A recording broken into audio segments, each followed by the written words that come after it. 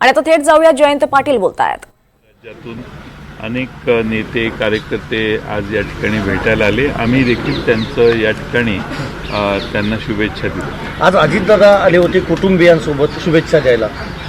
मी नव्हतो त्यावेळी, त्यामुळे मला माहीत नाही की कधी आले आणि काय. आज खासदारांची मोठी बैठक झाली सगळ्या खासदारांची. सुनील तटकरे, प्रफुल्ल पटेल आणि छगन भुजबळ हे देखील साहेब आले होते शुभेच्छा द्यायला. मला माहीत नाही, मला कळलं ते येऊन गेले तर कळलं, पण मी त्यावेळी नव्हतो, मी उशीर आलो. ही कौटुंबिक भेट होती की तुम्हाला वाटतं की राजकीय काही भेट असेल? वाढदिवस आहे, कौटुंबिकच असणार ना. आज तुम्ही सगळ्या खासदारांची बैठक घेतली.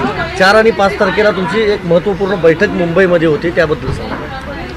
नाही, महाराष्ट्रातल्या विद्यार्थी, राष्ट्रवादी शरदचंद्र पवार पक्षाचे युवक, महिला यांना वेगळ्या राज्यस्तराच्या ज्या कार्यकारिण्या आहेत त्यांना भेटणं आणि 5 तारखेला महाराष्ट्र राज्याची राष्ट्रवादी काँग्रेसचे कार्यकारिणी, महाराष्ट्राची प्रदेशची आणि जिल्हा अध्यक्ष आणि तालुका अध्यक्ष यांना निमंत्रित करून आम्ही सगळ्यांचं ऐकून घेणार आहोत. स्थानिक स्वराज्य संस्थांची ही तयारी म्हणायची राष्ट्रवादी काँग्रेसकडून.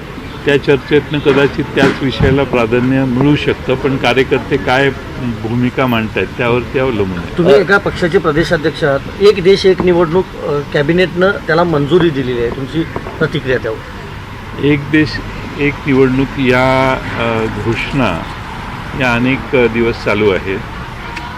महाराष्ट्रात आणि देशात जे लोकसभेच्या निवडणुका झाल्या त्यात देशातल्या यंत्रणेनं जाहीर केलं की आम्हाला 7 टप्प्यामध्ये निवडणुका घेणं आवश्यक आहे. 7 टप्प्यात त्यांनी निवडणुका घेतली.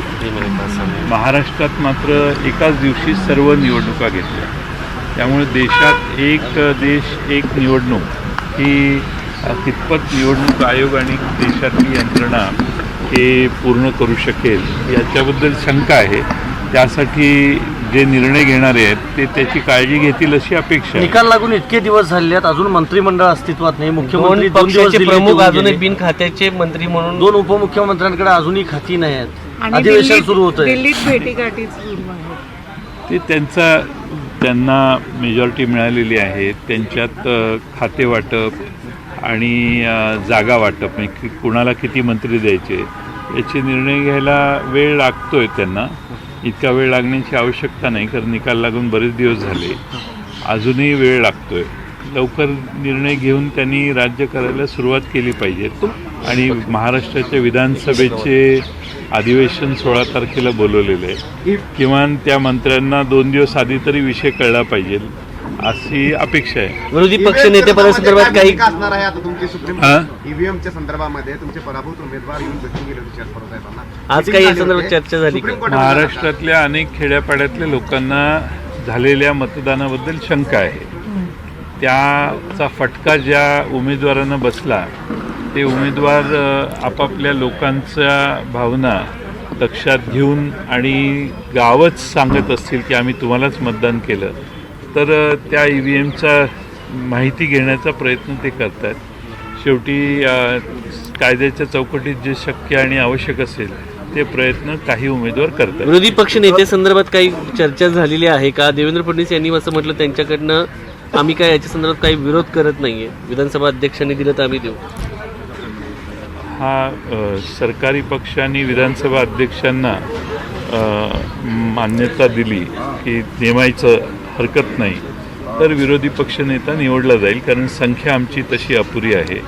त्यामुळं सत्तारूढ पक्षाचा एकदा निर्णय झाला की आम्ही सर्व पक्ष एकत्रित बसून निर्णय घेऊ. अर्थ मंत्रालय विरोधी पक्षाला घेऊन तुमच्याकडून कोणता प्रस्ताव याला अजून नाही. मी आणि नाना पटोलेंनी थोडी बहुत चर्चा केली आहे. काँग्रेस शिवसेनेशी चर्चा राहिलेली आहे, ती आम्ही पुढच्या काळात करू. गृह आणि अर्थ मंत्रालय भाजप सोडणार नाही असं त्यांचं म्हणणं आहे. त्याच्यावरून वाद सुरू आहे महायुतीमध्ये. नाही, शेवटी कसं आहे, सत्ता मिळाली की सगळे वाद मिटतात. त्यामुळं मला तशी काही अपेक्षा नाही की त्यांच्यात फार मतभेद होतील. शेवटी कुणाचंही धाडस नाही सत्ता सोडून फार स्वाभिमान दाखवण्याचं. त्यामुळे सगळे मान्य करतील. भारतीय जनता पक्ष जे सांगेल ते नाईलाजांनी मान्य करून सरकारमध्ये सहभागी व्हावं लागेल. त्यामुळे फार अपेक्षा ठेवायची आवश्यकता नाही. 2-4 दिवसात हा विषय संपेल, शपथ होईल आणि कारभार सुरू होईल. तुमच्या पक्षातले काही खासदार अजित पवारांच्या पक्षाच्या संपर्कात आहेत अशा पद्धतीच्या चर्चा मागच्या काही दिवसांपासून सुरू आहेत. Operation lotus. आले होते. काय प्रतिक्रिया आहे? ऑपरेशन लोटस राज्यात सहभागी होतं ऑपरेशन असं वॉच समजून. सुरू आहे. एवढा महाराष्ट्रात बहुमत मिळाल्यानंतरही जर कुणाची भूक संपली नसेल तर ते काही करू शकतात. आत्तापर्यंत देशाच्या सुप्रीम कोर्टात देखील आम्ही जी बाजू मांडतोय ती ऐकली गेलेली नाही, न्याय मिळालेला नाही.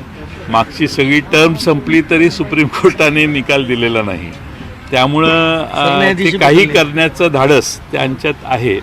आता प्रश्न राहिला आमच्या आमदार आणि खासदारांचा. ते पूर्ण ताकदीने एकसंघ आहेत आणि मला खात्री आहे की आमचे 10च्या 10 आमदार, 8च्या 8 खासदार हे पवारसाहेबांच्या मागे एकसंघपणाने उभे आहेत. मराठवाडा असंतोष पाहायला मिळतोय. परभणीमधील घटना असो, बीडमधील घटना असतो, कायदा सुव्यवस्था, जातीय तेढ याने धुमसतोय मराठवाडा. या संदर्भात काही चर्चा झाली का सामाजिक तणाव कमी करण्यासंदर्भात? आमचे जे मराठवाड्यातलं जे सध्याचं जे चित्र आहे ते अतिशय गंभीर आहे आणि हे चित्र दुरुस्त झालं पाहिजे आणि सामाजिकदृष्ट्या मराठवाडा पूर्णपणाने शांत करण्याच्या दृष्टीने प्रयत्न झाले पाहिजेत असं मला वाटतं. Thank you so much. तर पराभूत उमेदवार वैयक्तिक कोर्टात जाऊ शकतात असं जयंत पाटील यांनी म्हटलंय. ईव्हीएम विरोधात शरद पवार गट सुप्रीम कोर्टात जाणार नाही असं स्पष्टीकरण आता जयंत पाटील यांनी दिलंय. ईव्हीएम बाबत कायदेशीर सल्ला घेणार असल्याचंही त्यांनी म्हटलंय. तर शरद पवार गट आता सुप्रीम कोर्टात ईव्हीएम विरोधात जाणार नसल्याचं स्पष्टीकरण जयंत पाटील यांनी दिलंय. याशिवाय 4 आणि 5 जानेवारीला महत्वाची बैठक होणार असल्याचंही त्यांनी स्पष्ट केलं आहे.